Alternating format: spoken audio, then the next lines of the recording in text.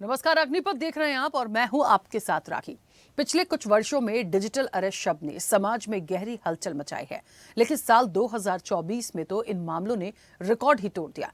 आम लोगों के अलावा इस अपराध का शिकार जज, पूर्व आर्मी अधिकारी, पूर्व पुलिस अफसर, रिटायर्ड बड़े बैंक कर्मी, मीडिया कर्मी आदि लोग भी हैं। हालांकि इस अपराध को लेकर जागरूकता भी फैलाने की कोशिशें की जा रही हैं, लेकिन फिर भी ये अपराध दिन ब दिन बढ़ता जा रहा है। आज अग्निपथ में बात हम डिजिटल अरेस्ट के लगातार बढ़ते मामलों की करेंगे, ऑनलाइन धोखाधड़ी जैसे स्कैम की, और बात इसकी कि कैसे डिजिटल अरेस्ट से बचा जा सकता है। डिजिटल अरेस्ट जैसा कोई भी कानूनी प्रावधान भारत में नहीं है। कोई भी सरकारी एजेंसी फोन या वीडियो कॉल पर गिरफ्तारी की धमकी देकर पैसे की मांग नहीं करती है। किसी भी साइबर धोखाधड़ी की स्थिति में तुरंत national cyber crime reporting portal पर शिकायत करें या 1930 हेल्पलाइन नंबर पर कॉल करें। लेकिन न केवल हिंदुस्तान में बल्कि भारत में कई जागरूक करने वाले विज्ञापन और सतर्कता के बावजूद डिजिटल अरेस्ट जैसे मामले लगातार बढ़ते जा रहे हैं। हर रोज कई मामले ऐसे सामने आते हैं जिनमें लोगों को, खासतौर पर बुजुर्गों को, डिजिटल अरेस्ट जैसे मामलों में फंसाकर उनके लाखों करोड़ों रुपए की ठगी होती है। देश भर में रोजाना सैकड़ों लोगों को डिजिटल अरेस्ट दिखाकर, उसका डर दिखाकर ठगी का शिकार बनाया जा रहा है। जनवरी 2026 तक प्राप्त आंकड़ों के अनुसार भारत में डिजिटल अरेस्ट के मामलों में भारी बढ़ोतरी देखी गई है। साइबर अपराधी अब मनोवैज्ञानिक दबाव और उन्नत तकनीक का उपयोग करके लोगों को निशाना बना रहे हैं। 2022 से 2024 के बीच डिजिटल अरेस्ट स्कैम मामलों में लगभग 3 गुना वृद्धि दर्ज की गई है और ठगी की राशि लगभग 21 गुना बढ़ गई है। मोबाइल, इंटरनेट, डिजिटल बैंकिंग और वॉलेट के व्यापक उपयोग ने लोगों को अधिक ऑनलाइन निर्भर बना दिया है, जिससे साइबर अपराधियों के लिए लोग आसान टारगेट बन रहे हैं। और यही वजह है कि साइबर अपराधी देश में तेजी से बढ़ रहे हैं। ये अपराधी लोगों को ठगने के लिए किसी भी स्तर तक जा सकते हैं। हालांकि अब नागरिक जागरूकता, साइबर पुलिस सशक्तिकरण और तकनीकी रोकथाम को भी सर्वोच्च प्राथमिकता दी जा रही है ताकि इस समस्या को प्रभावी रूप से रोका जा सके। देखिए, एक बात तो सच है, लगातार जो साइबर ठगी हो रही है या डिजिटल अरेस्ट के जो मामले लगातार बढ़ रहे हैं, ऐसा नहीं है कि इसको लेकर जागरूकता नहीं है। लगातार विज्ञापन भी प्रसारित किए जाते हैं।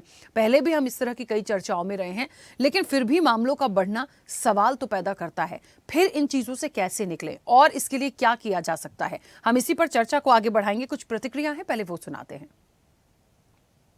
अपराध रहा जिसमें कि क्वांटम जंप आया है और ये हम लोगों के लिए चैलेंज है। इसको लेकर के हम लोग सारे पुलिस थाने में हमारे डीजीपी सर के निर्देश पर हमारे पुलिसकर्मी तैयार हैं, वो ट्रेंड हैं, उनको ट्रेनिंग बाकायदा दी गई। और अब उन लोगों के द्वारा हम लोग पंचायत लेवल पर जाकर जन जागरूकता कार्यक्रम चलाएंगे ताकि पंचायत लेवल तक जो मोबाइल के माध्यम से जो फ्रॉड किया जा रहा है उस फ्रॉड को शून्य किया जा सके और लोगों में जागरूकता लाया जा सके। साइबर सिक्योरिटी से रिलेटेड अवेयरनेस डेफिनेटली कम है। देयर आर इंस्टीट्यूशंस जो लोगों को साइबर सिक्योरिटी के बारे में सिखा रही हैं, but at the end of the day my saying is, I just gave a talk right now, उसमें हमने बात करी, देयर इज अ हायरार्की होती है। गवर्नमेंट सबसे ऊपर आती है, फिर ये पर्टिकुलर इंस्टीट्यूशंस आती हैं, बैंक्स आ गए, the Facebook, Googles of the world आ गए। तो हर एक की जिम्मेवारी होती है अपने आप को सेफ रखना, but at the end of the day it is the user's responsibility to keep themselves safe. कि डिजिटल अरेस्ट का पिछले 1.5 साल से बहुत ज़्यादा अवेयरनेस की गई है। अगर हम अवेयर रहे इसके बारे में और अपने आसपास में जो सीनियर सिटीजन उनको अवेयर करें इसके बारे में कि ऐसा कोई डिजिटल अरेस्ट जैसा प्रावधान नहीं है, और ऐसा कोई भी, हमने पहले भी बताया कि अगर कोई बैंकर्स जहां पे कोई सीनियर सिटीजन का अकाउंट है, अगर कोई ऐसी सस्पिशियस ट्रांसफर करने के लिए आ रहा है, उनको तुरंत ही अगर वो साइबर क्राइम को इन्फॉर्म करे तो ये रकम बचाई जा सकती है। पिछले 2 हफ्तों में हमने ऐसे 2 करोड़ रुपए बचाए हैं, क्योंकि ये जो क्राइम की प्रोसीड है वो तुरंत ही लेयर की जाती है और इंडिया के बाहर भेजी जाती है। अगर एक बार इंसिडेंस बन गया, उनके बाद अगर रिस्पॉन्स टाइम लेट है तो इसमें जो रकम बचाने में डिफिकल्टीज होती है, बट अगर पहले ही हमें ध्यान में दे दिया जाए साइबर क्राइम को तो हम उसमें रकम बचा सकते हैं। चलिए, तो ठगों का जाल है और डिजिटल अरेस्ट का जंजाल है। लगातार इन मामलों को कैसे और रोका जाए, इसके लिए क्या किया जा सकता है। सभी लोग अपनी जगह पे अलर्ट हैं, समझदारी भी दिखाते हैं, बात भी करते हैं, और ऐसा नहीं है कि जागरूकता नहीं है लोगों में। उसके बावजूद इन मामलों का बढ़ना सवाल तो खड़े करता है। अब असल में कैसे इन चीज़ों से हम बच सकते हैं और ऐसी कौन सी चीज़ों को ऐड ऑन किया जाए ताकि इस जंजाल में कोई और इस जाल में कोई ना फंसे। हमारे साथ कई मेहमान जुड़े हैं। सबसे पहले आपका परिचय करा दें, उसके बाद इस चर्चा को हम आगे बढ़ाएंगे। पूर्व डीएसपी हैं नरेश शर्मा। नरेश जी, बहुत स्वागत चर्चा में जुड़ने के लिए। साइबर एक्सपर्ट है रोहित जैन। रोहित जी, आपका भी बहुत स्वागत है और मनोचिकित्सक हैं डॉक्टर समीक्षा साहू। समीक्षा जी, आपका भी बहुत स्वागत है। मैं चर्चा की शुरुआत मैं नरेश जी के साथ इस चर्चा को तब तक शुरुआत करूंगी। नरेश जी, मुझे सुन पा रहे हैं? हाँ जी, सुन रहा हूँ राखी जी, हाँ, आपको मैं सुन रहा हूँ। नरेश जी, लगातार डिजिटल अरेस्ट पे हम पहले भी चर्चाओं में बैठे हैं और इस तरह के मामलों पे पहली बार चर्चा नहीं है, लगातार चर्चाएं हुई हैं। किस तरीके से जागरूकता लाना है, कैसे लोगों को समझाइश देनी है, कई विज्ञापन के माध्यम से भी प्रचार प्रसार हो रहा है। बावजूद इसके ना लगातार ये मामले बढ़ रहे हैं और जब मामले बढ़ते हैं तो ये देखना पड़ रहा है कि क्या जागरूकता होने के बावजूद लोग क्यों इस जाल में फंस रहे हैं। ऐसा क्या पॉइंट होता है, ऐसी कौन सी चीज होती है कोई भी ऐसे कॉल पे जब क्लियर मैसेज है कि किसी भी तरह की गिरफ्तारी इस तरीके से ऑनलाइन नहीं हो सकती या कोई भी कॉल पर नहीं हो सकती, फिर इतना पैनिक होके लोग कैसे स्टक हो रहे हैं? ये बहुत बड़ा सवाल है। मुझे तो पढ़ के बड़ा आश्चर्य हुआ कि लोग एक एक महीने, एक एक हफ्ते, दो दो महीने डिजिटल अरेस्ट हैं। ये बहुत शॉकिंग लगता है सुन के। तो कैसे ये मामला है, क्या हो जाता है उस वक्त पे, कैसे आप इसको देखते हैं? देखिए, मुझे तो ये लगता है कि ये साइकोलॉजिकल कस्टडी है, क्योंकि डिजिटल अरेस्ट का कोई प्रावधान कानून है नहीं, सीआरपीसी में नहीं है, बीएनएसएस में नहीं है, आईपीसी में नहीं है, बीएनएस में नहीं है, आईटी एक्ट में कहीं कोई प्रावधान नहीं है। जब भी पुलिस अरेस्ट करेगी तो वो वाईफाई के द्वारा तो अरेस्ट करेगी नहीं, फिजिकली उसको प्रेजेंस होना पड़ेगा। जब तक फिजिकल कस्टडी नहीं होगी तब तक वो अरेस्ट नहीं कहलाएगा। ये लोगों को जानना चाहिए और मुझे लगता है कि ये तो सब जानते हैं।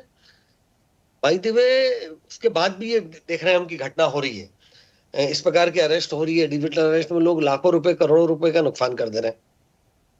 भय, मुझे लगता है भय का कारण सबसे बड़ा, जो साइकोलॉजिकल अरेस्ट होती है वो भय में डाल के की जाती है कि मैं पुलिस का आदमी हूँ, मैं ईडी का आदमी हूँ, सीबीआई का आदमी हूँ।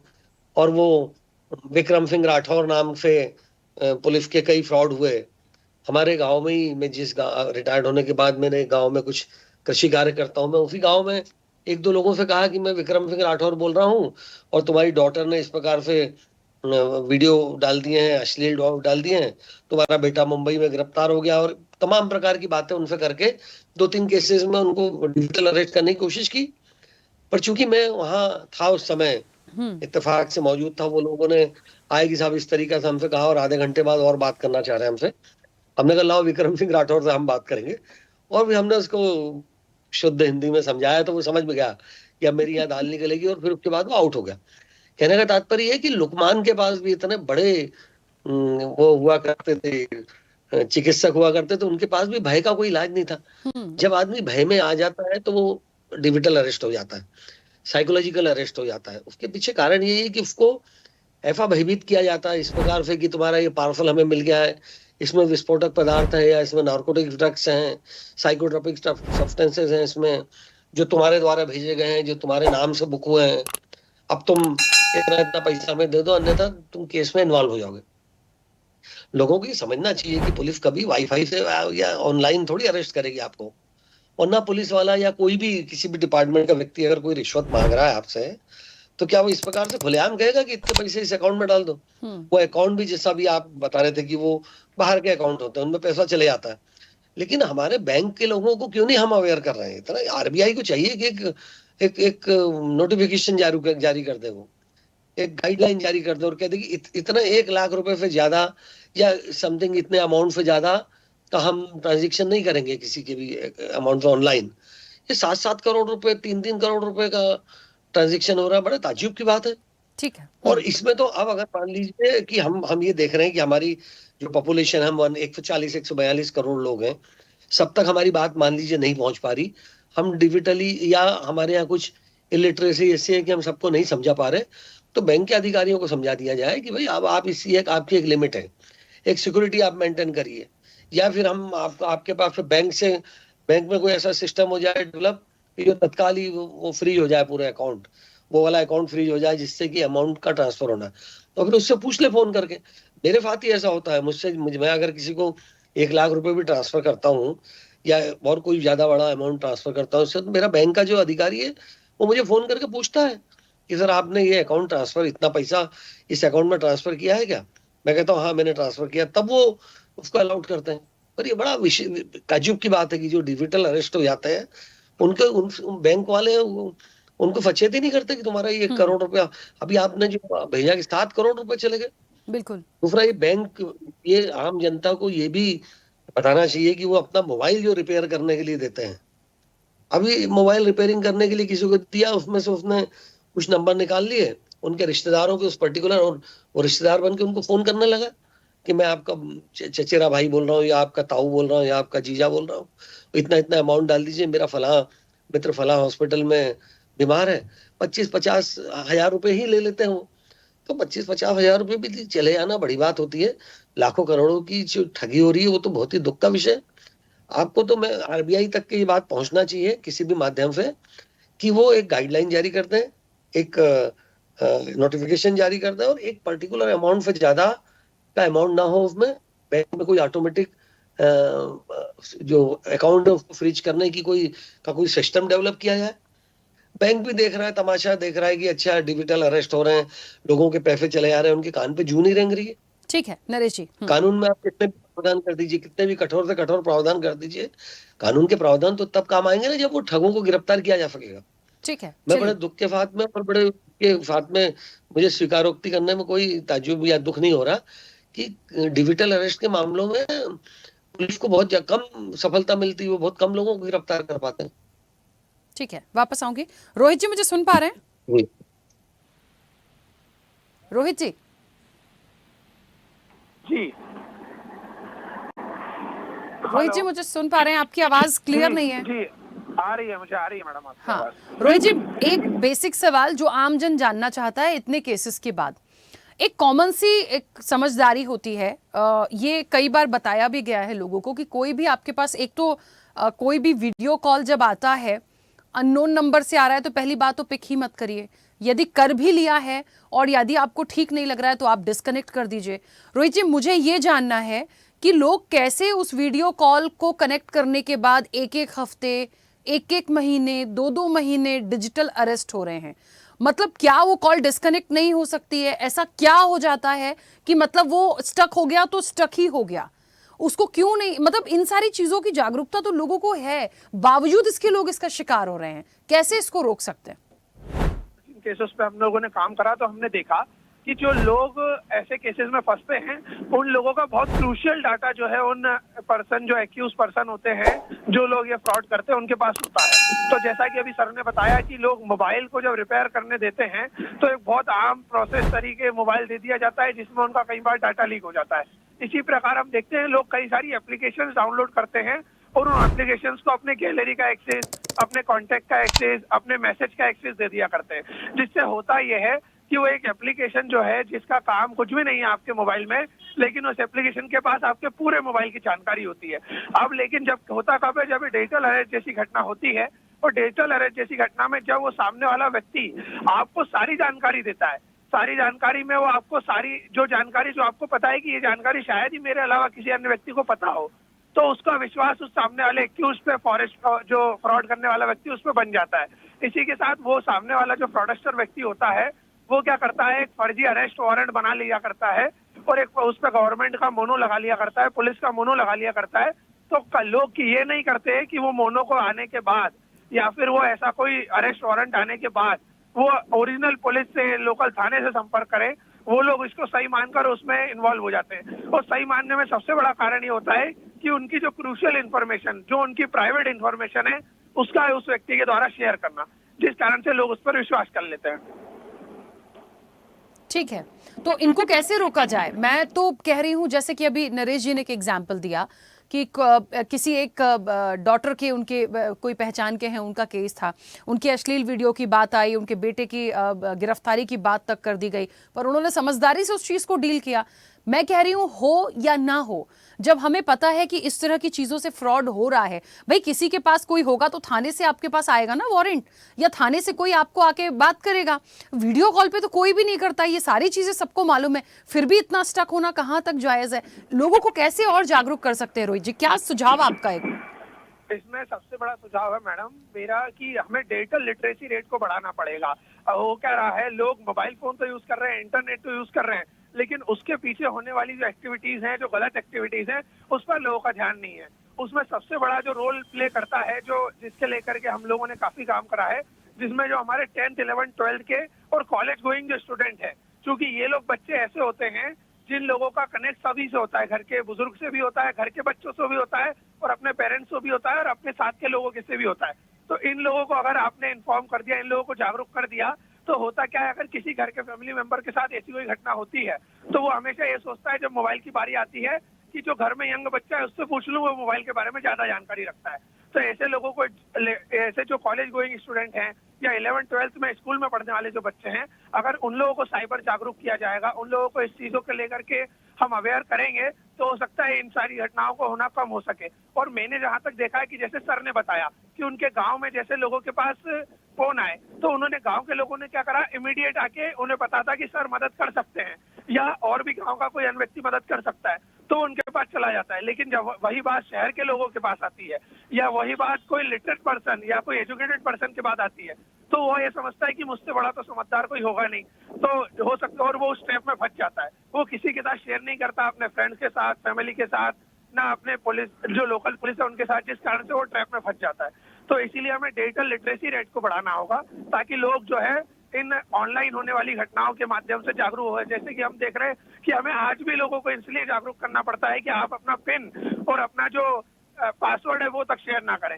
लेकिन उसके बाद भी हम देखते हैं कि ऐसी घटनाएं आज भी हो रही हैं जब लोग पिन शेयर करके अकाउंट खाली हो जाता है। तो ऐसी चीजों के लिए हमें जागरूक करना पड़ेगा और सबसे बड़ा रोल बैंक्स का होगा, क्योंकि हमने देखा कि इंदौर में, जैसे मैं काम कर रहा हूँ, इंदौर में कम से कम 10 से 12 घटनाएं सिर्फ इस कारण से रुक गई क्योंकि जब लोग अपना पैसा ट्रांसफर करने के लिए या कैश विड्रॉल करने के लिए जब बैंक गए और जब उन्होंने ज्यादा मात्रा में कैश विड्रॉल करा या ज्यादा मात्रा में अमाउंट ट्रांसफर करा, तो बैंक वालों ने इमीडिएट लोकल पुलिस को कांटेक्ट करा और बैंक वालों ने इमीडिएट उन व्यक्तियों को समझाइश दी कि सर आप बताइए आप ये ट्रांजेक्शन क्यों कर रहे हैं।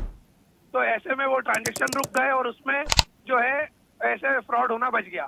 तो इसमें बैंक की बहुत बड़ी जवाबदारी है कि अगर कोई व्यक्ति आता है, बुजुर्ग व्यक्ति आता है या कोई ऐसा व्यक्ति उन्हें पता है कि जो घबराया हुआ है, डरा हुआ है और किसी डर के कारण पैसा निकाल रहा है, क्योंकि लोग अक्सर जब बैंक में आते हैं तो वो ऐसे हरकतों से माध्यम से बैंक अधिकारी जान पहचान लेता है कि एकदम से जो व्यक्ति को पैसे की आवश्यकता नहीं पड़ती थी उसे इतने पैसे की आवश्यकता क्यों पड़ रही है। तो ऐसे माध्यम में जैसे 7 करोड़ की राशि हमने अभी डिस्कस करी, या हमने कहे कि दिल्ली में 3 करोड़ 82 लाख का जो फ्रॉड हुआ था, इंदौर में एक डॉक्टर के साथ 3 करोड़ 90 लाख का हुआ था। तो इतनी बड़ी मात्रा में जब राशि निकालता है व्यक्ति तो उसके बारे में बैंक को हमेशा अवगत कराना जरूरी है। बिल्कुल ठीक है। समीक्षा जी, मेरी आवाज पहुंच रही है? जी बिल्कुल।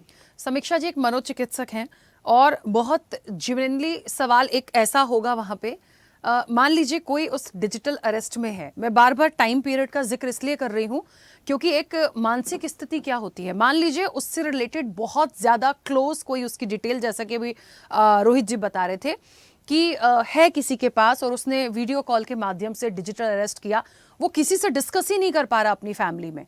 हो सकता है कोई ऐसा मैटर है कि वो अपने आसपास किसी से नहीं बोल सकता और वो उसमें ट्रैप हुआ और ट्रैप होने के बाद ये सारी चीजें हुई। लेकिन उसकी मेंटल स्थिति क्या होती होगी उस वक्त पे कि वो इतना ज्यादा स्टक हो गया वहां कि उसको हफ्ता भर वो डिजिटल अरेस्ट है, वो महीने 2 महीने डिजिटल अरेस्ट है, वो किसी से बोल नहीं पा रहा है, बता नहीं पा रहा है। ऐसे लोगों को कैसे डील किया जाए या उनके लिए आपका कोई सजेशन, क्योंकि ये बहुत बड़ा मेंटल स्ट्रेस होता है। मैं कह रही हूं यदि किसी ने कोई क्राइम भी किया है या किसका कोई केस भी चल रहा है और उसके लिए इस तरीके से कोई चीज आ जाए तो उसे तो यही लगता होगा कि अरे ये मेरे साथ क्या हो गया, अब मैं जेल चला जाऊंगा। तो ये जो मेंटल स्थिति उस वक्त की होती है उसे कैसे देखती हैं और कैसे इन सब चीजों को ठीक किया जा सकता है? देखिए, जैसा इतने अच्छे से सब लोगों ने अभी तक बताया, डिजिटल अरेस्ट को हमें एक साइकोलॉजिकल हॉस्टेज सिचुएशन समझना चाहिए। जैसे प्लेन हाईजैक हो जाता है, उसी तरीके से आपका ब्रेन हाईजैक हो जाता है डिजिटल अरेस्ट के अंदर। इसमें हाईजैक होने के बाद सबसे पहला दिमाग का जो सेंटर एक्टिवेट होता है वो होता है फियर का। आदमी उस डर में चला जाता है कि उसको कुछ और समझ ही नहीं पाता। सिंपल से अगर हम एग्जाम्पल लें, अगर हम कोई भूत की मूवी देख के आते हैं या हम कुछ डरावनी चीज देख लेते हैं तो हमको पर्दा हिलता हुआ या घर में रखी रस्सी भी सांप जैसे लगने लगती है। तो जब आदमी डर में होता है तो वो सामने बैठे हुए पुलिस वाला, वो फेक है वो रियल है, उसपे उसका लॉजिक सेंटर एकदम से सप्रेस हो जाता है। वो समझ ही नहीं पाता लॉजिकल क्या है। उसको सिंपल जो ब्रेन में एक और चीज बचती है फिर सर्वाइवल की, कि फियर एक्टिवेट हुआ, अब उसे सर्वाइव कैसे करना है। फिर वो सर्वाइवल में वो क्या सोचता है कि मैं ऐसी कौन सी इजी स्टेप लूं जिससे मैं सर्वाइव कर सकूं। तो वो सर्वाइवल मोड सबसे इजी आदमी को लगता है कि अरे वो आदमी मुझे बोल रहा है कि मैं शायद अरेस्ट हो जाऊंगा, मेरी बच्ची को हार्म हो जाएगा, मेरी बदनामी होगी। तो ये सब बहुत ही बड़े डैमेजेस हैं। तो छोटा डैमेज क्या है जो मैं रिपेयर कर सकता हूँ? मेरे कंट्रोल में है पैसा। अगर मैं पैसा दे दूंगा तो मैं अपनी इन बड़ी बदनामी से बच जाऊंगा। तो जब ये डर और ये हॉस्टेज सिचुएशन होती है, उस टाइम पे जो आपका हैंडलर है, जो आपको सामने स्क्रीन पे सब कुछ बता रहा है, वो आपके ब्रेन को इस तरीके से मैनिपुलेट करते हैं कि आपको वो जो बोल रहे हैं वो सब कुछ सही लगने लगता है। तो देखिए, सबसे इम्पोर्टेंट चीज उस डर से, वो हिलता हुआ पर्दा या वो अंधेरे में रखी रस्सी जो हमें सांप लगती है, हम कैसे अपने बच्चों के मन से डर हटाते हैं, हम कैसे अपने मन से डर हटाते हैं कि अरे ये सब भूत वूत कुछ नहीं होता। उसी प्रकार से हमें हमारी समाज को एजुकेट करना पड़ेगा कि डिजिटल अरेस्ट नाम की कोई चीज नहीं होती। जो आप सब रोज कर रहे हैं, बैंक्स, सोशल मीडिया, या लोगों को स्कूल में, कॉलेजेस में अगर हम लिटरेसी दें, हमें जब एजुकेशन रहेगी इस चीज की, तो हमारा ब्रेन का लॉजिकल सेंटर एक्टिवेट होगा, वो समझेगा कि ये सारी चीजें का कोई मतलब नहीं है, ये सब फैक्चुअल नहीं है और ये मेरे ब्रेन पे प्रेशर क्रिएट हो रहा है। सेकंड चीज तो बहुत कॉमनली देखने में आती है डिजिटल अरेस्ट में कि जो ओल्ड जनरेशन होती है, जो हमारे सीनियर सिटीजन हैं, या जो बूमर जनरेशन हम जिसको कहते हैं, जो बहुत ज्यादा टेक savvy नहीं होते, उन लोगों को क्या होता है ना, समाज की सारी जो व्यवस्थाएं, उन पे बहुत भरोसा होता है। वो पुलिस हो, तो कोई भी वर्दी में अगर सामने बैठा आदमी है, तो उनके मन में सबसे पहला रिएक्शन तो यही आता है कि ये तो हमारे प्रोटेक्टर है, ये हमारे लिए गलत कैसे कर सकते हैं। तो इन लोगों को मैनिपुलेट करना बहुत ईजी होता है। तो ये सब लोग जल्दी मैनिपुलेट भी हो जाते हैं। तो अगेन हमें हमारे जो एल्डरली पॉपुलेशन है, उनके लिए अवेयरनेस के लिए भी हमें न्यूज चैनल्स के थ्रू और न्यूज़पेपर के थ्रू, क्योंकि बुजुर्ग लोग न्यूज़पेपर जरूर पढ़ते हैं, उन सब के थ्रू इन सब चीजों को बताना चाहिए ताकि वो इस चीज में एजुकेशन ले सकें। जब आदमी के साथ डिजिटल अरेस्ट जैसी घटनाएं होती हैं, हम लोगों के पास बहुत सारे केसेस ऐसे आते हैं जो बहुत गिल्ट में चले जाते हैं, डिप्रेशन में चले जाते हैं कि अरे मैं इतना पढ़ा लिखा होके शहर में रहता हूँ, एजुकेटेड हूँ, तब भी मुझसे इतनी बड़ी गलती कैसे हो गई, मैंने अपने करोड़ों रुपयों का नुकसान कर दिया या हजारों रुपए का नुकसान कर दिया। तो आदमी में बहुत ज्यादा गिल्ट होता है, ह्यूमिलिएटेड फील करता है, वो उसको लगता है कि अरे क्या मतलब था मेरी एजुकेशन का, सब चीजों का। तो हमें उनको कई बार बहुत सारा काउंसलिंग भी प्रोवाइड करना पड़ता है, उनको इस स्थिति में उन्हें हेल्प भी करनी पड़ती है, क्योंकि समझिए ये एक विक्टिम सिचुएशन है। आप जब डरे हुए होते हो, आप पैनिक में होते हो, आपका लॉजिकल थिंकिंग ही नहीं काम कर रहा होता है। तो ऐसे में गलतियां हो जाती हैं लोगों से। आपने मैडम बताया एक इम्पोर्टेंट चीज कि लोग हफ्तों घंटों बैठे रहते हैं स्क्रीन के सामने, उनका ब्रेन हाईजैक हुआ पड़ा हुआ है। तो वो ब्रेन के लिए भी एक बहुत ही ट्रॉमेटिक सिचुएशन है। बहुत से लोगों के अंदर बाद में देखा जाता है कि पीटीएसडी के सिम्टम्स आते हैं, उनको दोबारा से भरोसा करने में लोगों पे, समाज पे दिक्कत आती है। लोग बाग कंप्लीटली अपना फोन गिव अप कर देते हैं, वो लोग सिंपल मोबाइल्स पे स्विच कर जाते हैं। तो वो काफी ज्यादा डेबिलिएटिंग एक स्थिति बन जाती है। तो जब भी आप पैनिक में होते हैं, हम लोगों को सिंपल से ये चीज समझाते हैं, डर, घबराहट, एंजाइटी, पैनिक किसी भी चीज से हो सकता है। आप वो डिजिटली हो रहा हो, आप किसी सिचुएशन में हो, सबसे इंपॉर्टेंट चीज है अपना बैलेंस और अपना माइंड का कंट्रोल ना खोएं। अपनी ब्रीदिंग पे ध्यान दें। कुछ भी आपको दुनिया में समझ नहीं आ रहा है, सबसे पहले अपने हाथ को अपने पेट पे रखें, गहरी गहरी सांस लें, थोड़ा सोचें, रिलैक्स करें, 1 मिनट चीजों को एक बड़े पहलू पे देखें कि ठीक है, अभी जो चीज हो रही है 1 मिनट में मेरी जान नहीं जा सकती, सब कुछ खत्म नहीं हो सकता। मुझे 1 मिनट थोड़ा सा एक बैक स्टेप लेके, सांस गहरी लेके थोड़ा सोचने की जरूरत है कि मैं लॉजिकली क्या कर सकता हूँ। कुछ भी समझ नहीं आ रहा है, सिंपल सी बात है, सब चीजों को पेन डाउन करते जाइए, जो भी सामने वाला बोल रहा है, कर रहा है, और किसी भी चीज पे एक्शन मत लीजिए। कोशिश करिए, अगर आप ऐसी सिचुएशन में हैं, तो आजकल फोन्स में मल्टीपल स्क्रीन का ऑप्शन होता है, आप तुरंत से घर वालों को व्हाट्सएप में किसी को भी अलर्ट कर सकते हैं।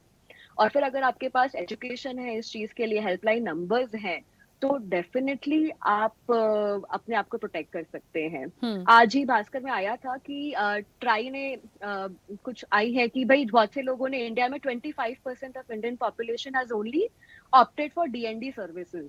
मतलब हमारे देश में इतने सारे लोग हैं जिनके पास डीएनडी सर्विसेज ऑन भी नहीं रहती हैं। तो अपने फोन्स में जितने भी एल्डरलीज हैं, उनके लिए डीएनडी सर्विसेज ऑन कराएं। अपने मोबाइल के अंदर हम लोग सारे के सारे बैंक अकाउंट्स को सबको लिंक कर देते हैं यूपीआई से, सब चीजों से। सर ने जैसा बोला कि बैंक्स भी इतना ज्यादा लिमिट बढ़ा के दे देती है कि सब कुछ अलाउ कर देती है, तो मिनिमम एक ऑनलाइन डिजिटल मार्केटिंग के लिए या डिजिटल यूज के लिए आप एक बैंक अकाउंट रखें, जहाँ पे आप बहुत ही लिमिटेड अमाउंट रखें कि कभी खुदा ना खास्ता कुछ गलत होता भी है आपसे तो एक लिमिटेड अमाउंट ही आपकी वजह से जाएगा। तो देखिए अल्टीमेटली आपकी स्ट्रेस, आपकी एंजाइटी को आपको उस सिचुएशन में डील करना है, आपको अपने डर से लड़ना है, वो सबसे इम्पोर्टेंट है। बिल्कुल, चलिए, क्योंकि बहुत अच्छे इंपॉर्टेंट आप लोगों के सुझाव भी थे, समय भी हो गया। आप सभी का बहुत शुक्रिया इस चर्चा में जुड़ने के लिए। देखिए, एक चीज तो है, लगातार ये जो मामले बढ़ रहे हैं, सबकी एक ही राय है कि बहुत ज्यादा पैनिक मत होइए। आप अपने साथ जो आपके आसपास लोग हैं, जो फैमिली में हैं, उनसे आप बात कर सकते हैं। और सबसे अच्छा सुझाव तो ये है, इस तरह के कॉल्स को पिक मत करिए। आता भी है, कॉल काट दीजिए। एकदम से हो सकता है वो आपकी बहुत क्लोज कोई डिटेल आपके साथ शेयर कर रहे हो, जिस पर आप यकीन बिल्कुल कर सकते हैं कि ये चीज इनको कैसे पता, जो किसी और को पता नहीं थी। तब भी पैनिक होने की जरूरत नहीं है। कॉल कट करके आप चीजों पे बात कर सकते हैं, सब कुछ कर सकते हैं। ये एक जागरूकता है और ये आप ही को करना होगा, ताकि इस तरीके से आप उस जाल में ना फंसे। चर्चा में इतना ही। बने रहिए स्वदेश न्यूज के साथ। सबसे पहले देश। ऐसे ही वीडियोस के लिए लाइक करें, शेयर करें, फॉलो करें। YouTube पर जाकर सब्सक्राइब कर बेल आइकन दबाना ना भूलें। और ताजा अपडेट्स के लिए swedeshlive.com पर जरूर जाएं।